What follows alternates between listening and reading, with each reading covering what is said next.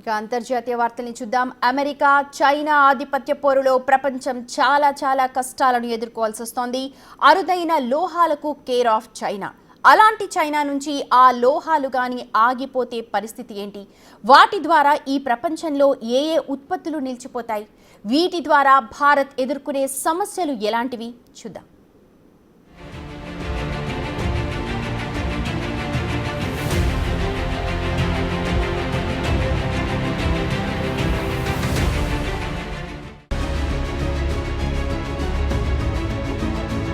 శేషాచలం అడవుల్లోని ఎర్రచందనం ఎలాగూ, ఆంధ్ర ఒడిశా బార్డర్ విశాఖ ప్రాంతంలో పండే గంజాయి ఎలాగూ, చైనా భూభాగంలోని అరుదైన లోహాలు కూడా అలాగా. అలాంటి అరుదైన చైనా లోహాల ఎగుమతులు ఆగిపోతే అదే ప్రస్తుతం ఈ ప్రపంచాన్ని ఆందోళన పరుస్తోంది. అరుదైన ఎర్త్ మ్యాగ్నెట్ ఎగుమతులపై చైనా ఆంక్షలు విధించింది. దీంతో ఒక సప్లై చైన్ కి అంతరాయం కలుగుతోంది. ఈ ఆంక్షల కారణంగా ప్రపంచవ్యాప్తంగా ఉన్న ఎలక్ట్రిక్ వాహనాలు, రక్షణ రంగంలోని పలు కీలక పరిశ్రమలను ఇవి ప్రభావితం చేసేలా తెలుస్తోంది. అమెరికా, భారత్, జపాన్ వంటి దేశాల్లో ఈ అరుదైన లోహాలపై ఆధారపడి నడుస్తున్న పరిశ్రమలు చాలానే ఉన్నాయి. ఇప్పుడు ఈ లోహాల సరఫరా నిలిచిపోతే పరిస్థితి ఏంటన్నది ఎవరికీ అర్థం కావడం లేదు. వీటి ప్రత్యామ్నాయ మార్గాల అన్వేషణ జరుగుతోంది. కానీ అది అంత తేలిగ్గా సాధ్యపడుతుందా అన్న అనుమానాలున్నాయి. ఎందుకంటే చైనా తయారు చేసే కార్, బైక్ ఇంకా ఎన్నో వస్తువులు కావాలంటే దానికి నకలు తయారు చేసుకోవచ్చు. కానీ చైనా భూభాగం లాంటి భూభాగం అంతటా ఉండదు. ఈ భూభాగంలోని అరుదైన లోహాలు అన్ని చోట్ల దొరకవు. మరి ఏం చేయాలి? ఇప్పుడిదే అతిపెద్ద ప్రశ్న. అమెరికన్ సుంకాలకు చైనా రివర్స్ కౌంటర్ ప్లాన్ చేసినట్టు తెలుస్తోంది. ప్రపంచ దేశాలన్నిటికీ ఈ అరుదైన లోహం 90% మేర సప్లై అవుతుంది చైనా నుంచి. కార్లు, ఎలక్ట్రానిక్స్, కంప్యూటర్స్, వెపన్స్ తయారీ వరకు అన్ని కంపెనీలకు చైనా సరఫరా చేసే ఈ అరుదైన లోహమే దిక్కు. అందుకే భారత్లో వాహన ప్రియులను ఆకట్టుకుంటున్న స్విఫ్ట్ ప్రొడక్షన్ ఆపేస్తున్నామంటుంది సుజుకి. ఇకపై స్పెషల్ లైసెన్స్ ఉన్న కంపెనీలకు మాత్రమే ఎగుమతులు చేసేలా చైనా ప్లాన్ చేస్తుంది. కొత్త విధానం రూపొందించే వరకు ఈ మ్యాగ్నెట్ల ఎగుమతి నిలిపివేసింది డ్రాగన్ దేశం. ఏప్రిల్ 2 నుంచి ఈ నిషేధం అమల్లో ఉంటుందంటుంది న్యూయార్క్ టైమ్స్. ఇప్పటికే చైనాలోని అనేక పోర్ట్ల దగ్గర ఈ ముడి పదార్థాల షిప్మెంట్లు ఆగిపోయినట్టు తెలుస్తోంది. చైనా ఈ లోహాలు, మ్యాగ్నెట్లను ఆపేస్తే అమెరికాలోని చాలా కంపెనీలకు కష్టకాలం తప్పదు. అమెరికన్ డిఫెన్స్ మినిస్ట్రీస్ తో కాంట్రాక్టులు కుదుర్చుకుని వెపన్స్ తయారు చేస్తున్న లాకిడ్ మార్టిన్ తో పాటు టెస్లా, యాపిల్ వంటి కంపెనీలపైన తీవ్ర ప్రభావం చూపుతుంది. భూమిలోంచి తవ్వి తీసే అరుదైన మూలకాలు, లోహాలతో పాటు మ్యాగ్నెట్ల ఉత్పత్తిలో చైనా ఎప్పటినుంచో ఫస్ట్ ప్లేస్ లో ఉంటుంది. ఇక్కడి నుంచి వివిధ రంగాలకు అవసరమయ్యే లోహాలు సరఫరా అవుతున్నాయి. మయన్మార్, లావోస్ నుంచి కూడా ఇవి సరఫరా అవుతున్న ఆ సప్లై చైన్ లోనూ చైనా పాత్ర ఎంతో కీలకం. దీంతో ఈ అరుదైన మూలకాలు, లోహాల కోసం ప్రపంచ దేశాలన్నీ డ్రాగన్ కంట్రీపై ఆధారపడక తప్పని స్థితి. చైనా నుంచి సప్లై జరిగే 17 అరుదైన మూలకాలను ఎలక్ట్రిక్ కార్లు, మోటార్లు, డ్రోన్లు, రోబోలు, జెట్ ఇంజిన్లు, లేజర్ పరికరాలు, కార్ల హెడ్లైట్లు, స్పార్క్ ప్లగ్లు, కెపాసిటర్లు, కంప్యూటర్ చిప్లు, ఏఐ సర్వర్లు, స్మార్ట్ ఫోన్ల తయారీలోనూ ఈ లోహాలు, మూలకాలతో పాటు మ్యాగ్నెట్లను వాడుతుంటారు.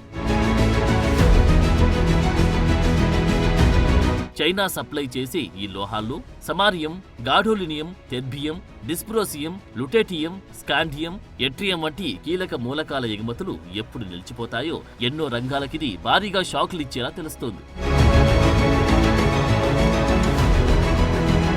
అమెరికాలో కూడా ఇలాంటి లోహాల గనులున్నాయి. కానీ అది ఒకే ఒక్కటిగా ఉంది. దాని నుంచి తీసే ముడి సరుకులు అక్కడి అవసరాలను తీర్చేలా లేదు. అందుకే ఇంత యుద్ధంలోనూ ఉక్రెయిన్తో యుఎస్ భారీ మినరల్ డీల్ కుదుర్చుకుంది. ఉక్రెయిన్ కాబట్టి దానికంటూ నాటో బలగాలతో పనుంది కాబట్టి ఒప్పుకుంది. అదే చైనాకు అలాంటి అవసరమే లేదు. మరి డ్రాగన్ ని ఎలా దారికి తేవాలన్నది అతి పెద్ద టాస్క్ గా మారింది ట్రంప్ సర్కార్కి.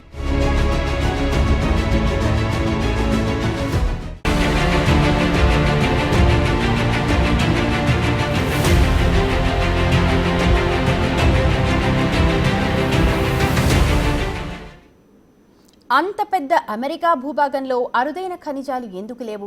ఉన్నా వాటి తవ్వకాలకు అడ్డొస్తోన్న తలనొప్పులేంటి? 24 గంటలు ఇతర దేశాలపై ఆధారపడ్డమేనా?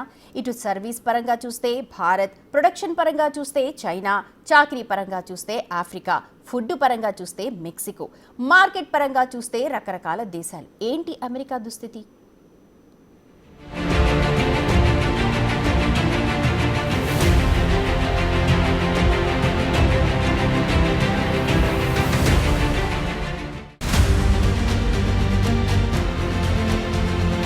అమెరికా చైనా గొడవ ఈనాటిది కాదు. కేవలం ట్రంప్ సుంకాలే కారణం కాదు. అధునాతన చిప్ల అమ్మకాలను నిషేధించేలా గత బైడెన్ గవర్నమెంట్లోనూ డిసిషన్ తీసుకుంది చైనా. గాలియం, జెర్మేనియం, యాంటీమోని వంటి సూపర్ హార్డ్ ఖనిజాల అమ్మకాలపై నిషేధం విధించింది డ్రాగన్ కంట్రీ.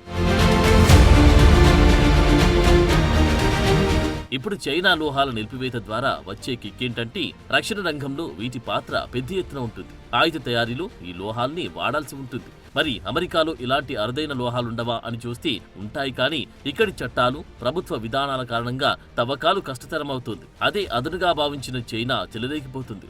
అంత పెద్ద అమెరికాను అన్నిటికీ తనపై ఆధారపడేలా చేసి ఆడిస్తోంది. దీన్నే కట్టడి చేయాలంటారు ట్రంప్. కానీ అది చూస్తే ఏదో ఒక విధంగా సాధ్యం కాని దుస్థితి.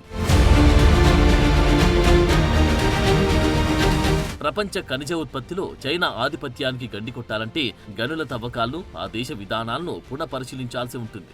ఇప్పటి వరకు అమెరికా ఎన్నో విషయాల్లో అతిపెద్ద డిపెండెంట్. అక్కడేది ఒరిజినల్ అమెరికన్ మేడ్ ఉండదు. పెట్రోల్ నుంచి పిన్నీస్ వరకు ప్రతిదీ ఇతరులపై ఆధారపడక తప్పదు. దీంతో సర్వీస్ సెక్టార్లో భారత్, ప్రొడక్షన్లో చైనాను మించిపోవడం ఈ దేశానికి సాధ్యపడడం లేదు. దానికి తోడు ఇక్కడి ఖనిజ వనరులను తవ్వడానికి అనుమతించదు అమెరికన్ అధికార యంత్రాంగం. యుఎస్ జియోలాజికల్ సర్వే ప్రకారం చైనా ప్రస్తుతం అమెరికా జెర్మేనియం అవసరాలను 54% మేర అందిస్తుంది. ఇక సెమీ కండక్టర్లలో వాడే గాలియంను 1987 నుంచి యుఎస్ లో తవ్వడం లేదు. జపాన్, జర్మనీ చైనా నుంచి దిగుమతి చేసుకుంటుంది. చిన్న మొత్తంలో ఇక్కడ ఖనిజ లోహాలున్నా వాటిని కావాలని తవ్వనివ్వడం లేదు. పర్యావరణ పరంగా మన దేశం బాగుండాలన్న కోణంలో అన్నింటికీ ఇతరుల మీద ఆధారపడ్డమే అధికం. బేసిక్ గా అమెరికన్ సైకాలజీ ఎలాంటిదంటే ఆ దేశ పౌరులకు అన్ని సమయానికి అందచేయడమే. ఇదే ఆ దేశ పరిపాలన ముఖ్య ఉద్దేశం. అందుకే యుఎస్ తన దగ్గరున్న ఆయుధాలతో పెద్దన్న పాత్ర పోషిస్తూ నయానా భయానా ఇతర దేశాల నుంచి తమకు కావలసిన అవసరాలు తీర్చుకుంటుంది. ఇంపోర్ట్ పైనే ఎక్కువ ఫోకస్ పెడుతుంది. ఒక రకంగా చెబితే తమ దేశం మాత్రం పర్యావరణ పరంగా పుష్కలంగా ఉండాలి. తమకు కావలసిన వస్తువులు ఇతర దేశాలు ఏమైపోయినా తవ్వేసి లాక్కోవాలి. ఇదే బేసిక్ అమెరికన్ థియరీ. అప్పటికి అమెరికాలో కొన్ని సంస్థలు ఖనిజాలను వెలికితీసి మార్గాలను అన్వేషిస్తున్నాయి. ఉదాహరణకు వెస్ట్ వర్జీనియాలోని పాత బొగ్గుగని, నార్త్ డకోటాలోని లిగ్నైట్ వంటి మూలకాలను తవ్వడానికి ట్రై చేస్తున్నారు. ఇడాహోలో యాంటీమోని గనిని సైతం ఇలాగే తవ్వే యత్నం చేస్తున్నారు. ఎందుకు గాను రక్షణ శాఖ నుంచి $5 లక్షల గ్రాంట్ తీసుకుంది కంపెనీ. ప్రస్తుతం ఈ యాంటీమోని సరఫరా 90% వరకు చైనా, రష్యా, తజకిస్తాన్ దేశాల నుంచే జరుగుతుంది. చైనాను ఎలాగైనా సరే డార్క్ తేవడంలో భాగంగా ట్రంప్ రకరకాల ప్రయత్నాలు చేస్తున్నారు. దీంతో అది బెడిసికొడుతుంది. ట్రంప్ డెసిషన్ కారణంగా మస్క్ లాంటి అమెరికన్ బిజినెస్ మెన్ కి తీవ్ర ఇబ్బందికరంగా మారుతుంది. ఏ విభాగంలో చూసినా అమెరికా కన్నా బలమైన దేశం చైనానే. ఇటు జనాభా పరంగా, అటు ఆర్థికంగా, ఖనిజాల పరంగా చైనాను ఢీకొట్టి ముందుకెళ్లడం యుఎస్ కి సాధ్యం కాదు. కానీ అమెరికన్ బ్లడ్ గ్రూప్ లో అలా తలంచుకుని కూర్చోవడమే తెలియదు. ఏదో ఒక రకంగా దారికి తెచ్చుకోవడంలో అనుక్షణం పావులు కదుపుతూనే ఉంటుంది యుఎస్ అడ్మినిస్ట్రేషన్. ఇక్కడ ట్రంప్, బైడెన్ తేడా లేదు. అధ్యక్షుడు ఎవరైనా సరే ఇదే తరహా పాలన కొనసాగుతుంది. ఎరుగు పొరుగున ఉన్న కెనడా, మెక్సికోలతోని యుఎస్ ఎడమొహం పెడమొహంగా ఉంటుంది.